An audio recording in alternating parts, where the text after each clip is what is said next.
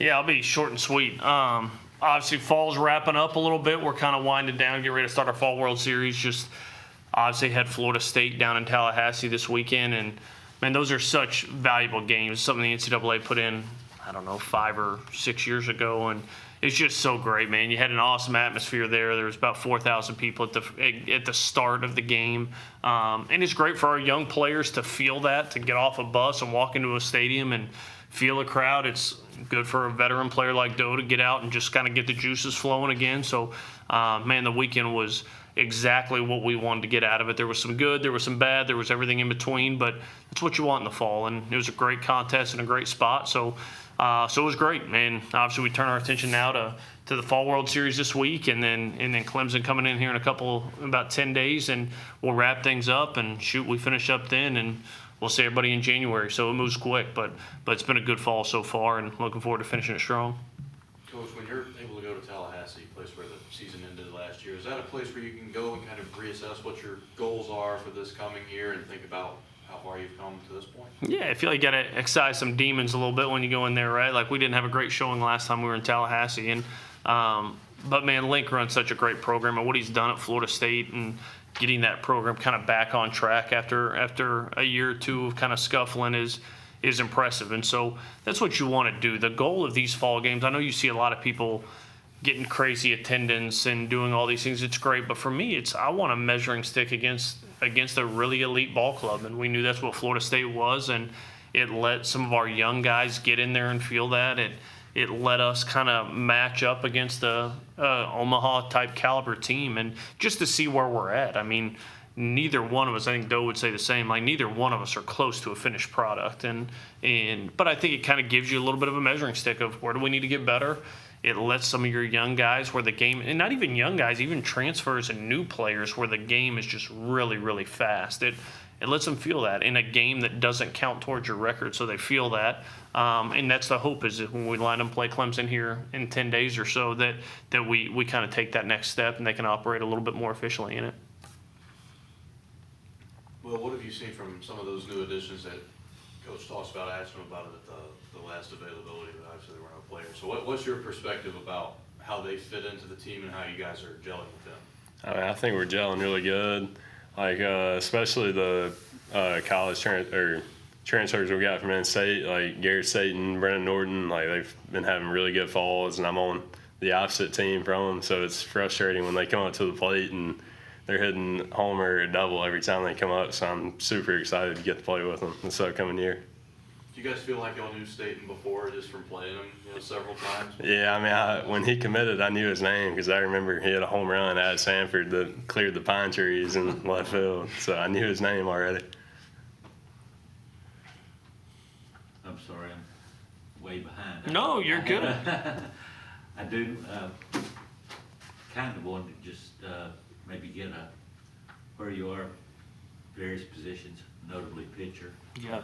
I know about Quick, but I don't know where he is. Yeah, Q is on his way back from rehabbing, so rehab's going great for him right now. Obviously, had Tommy John the beginning of the year last year, so rehab's going awesome. He's on pace to be back and ready to go for the start of the season. Probably not in a full capacity, but back ready to throw. As long as everything stays on track and he's feeling great.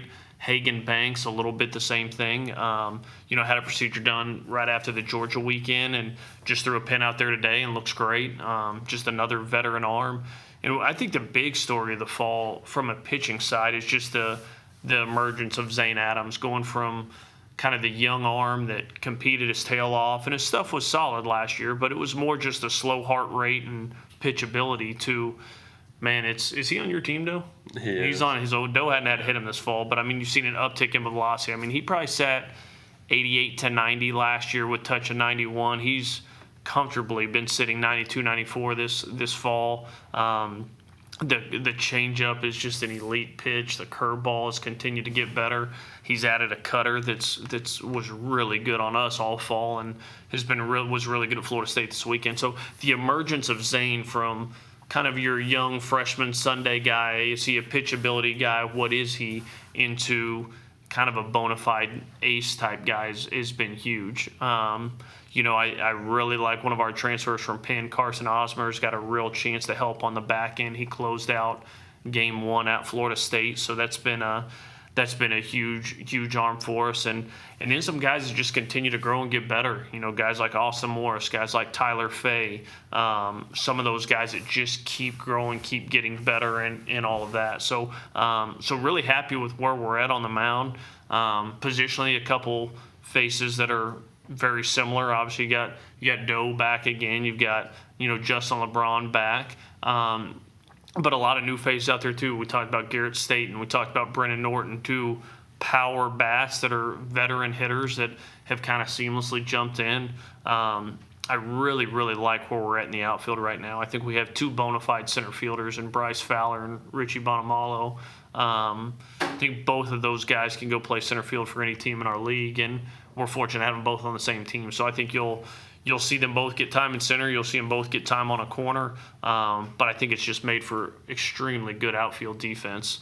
Brady Neal has been outstanding. He's been behind the plate for us and is growing there. Luke Vaughn, Will Plattner, 2 other catchers that were both here last year that have continued to make strides. So I think all in all, you look at it, and there's some familiar faces and there's some new faces, but man, everybody's kind of continued to move in the progression we've wanted them to move, and been really happy with them. Well, what are some of your goals for this coming season? I mean, it seems like 2022 was just yesterday, and now moving on to a few years later. I mean, did a lot of nice things last year. If there's some power, walk like it was your job. What are some of the things you want to do this coming season? I really just want to build off of what last year was for me. Like I didn't do everything that I wanted to do last year, and I just want to build off of what I did and just finish out my career at Alabama with the kind of season that I know I can have. Coach, what do veteran players like him bring to this clubhouse?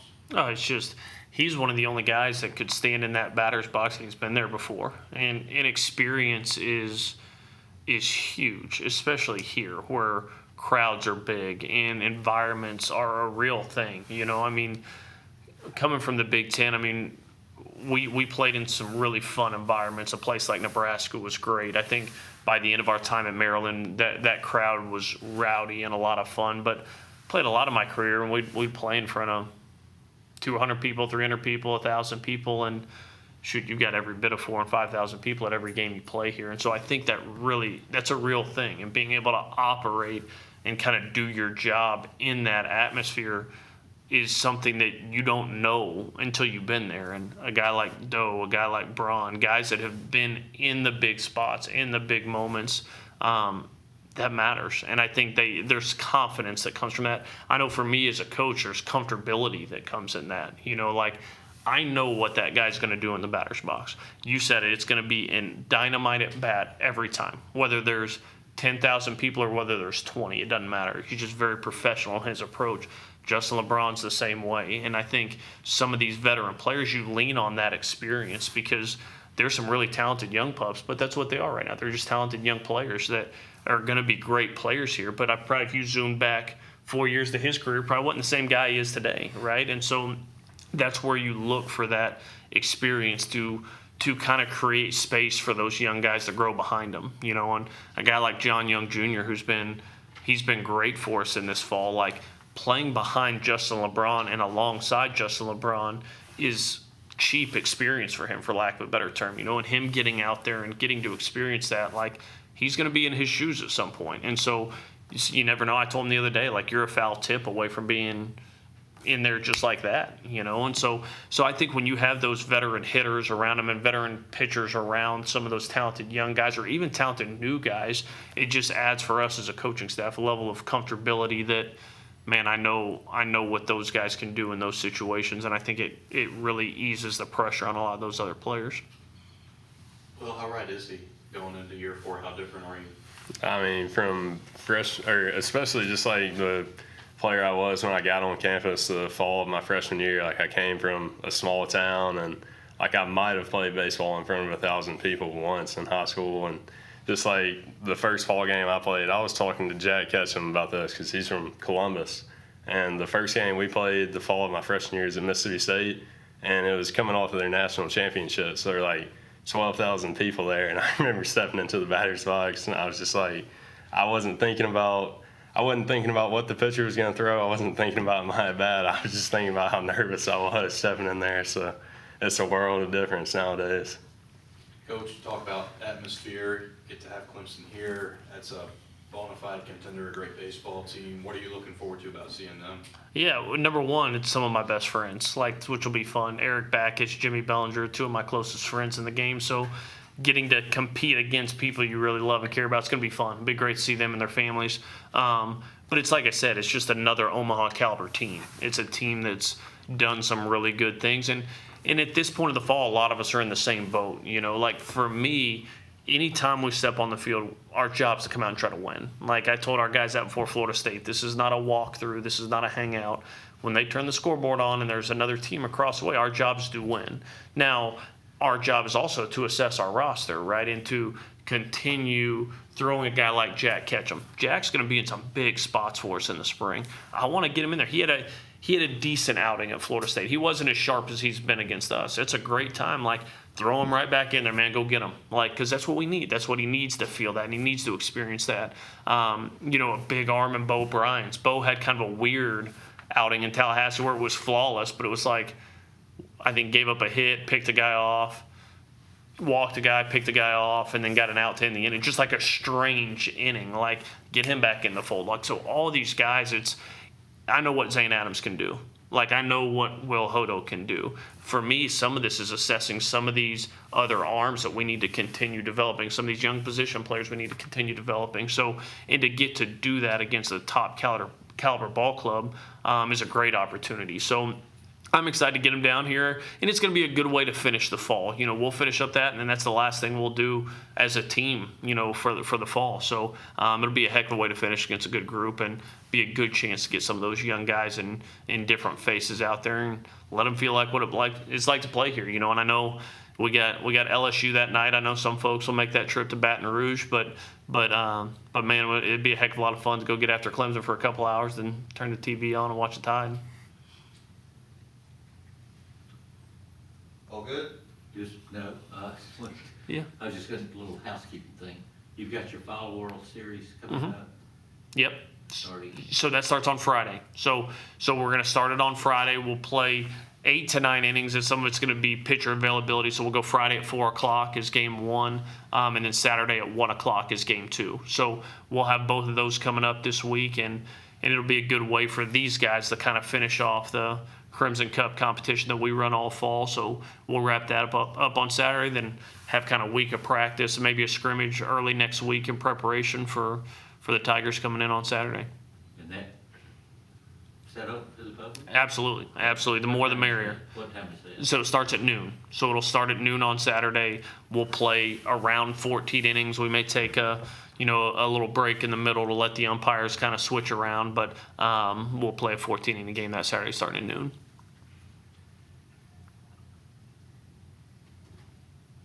And people can come to the College World Series. Oh, absolutely. The more the merrier. It gets fun. Like, you get to see these boys in action, man. Those guys, I let them get after each other a little bit more than I let them get after the other team come the spring. So it's always entertaining. It's always a little chippy. So it's a fun time to see the boys compete a little bit.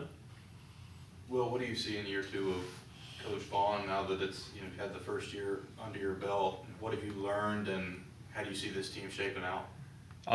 Just as a returning player, and I think everybody else who was on the team last year that came back would second this. It's just like it's a lot easier this fall, just like from a comfortability standpoint. Like, you know exactly what to expect when you come to the field each day.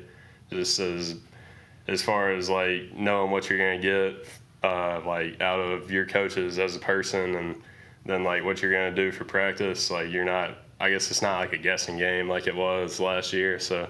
It's just more seamless this fall, I would say.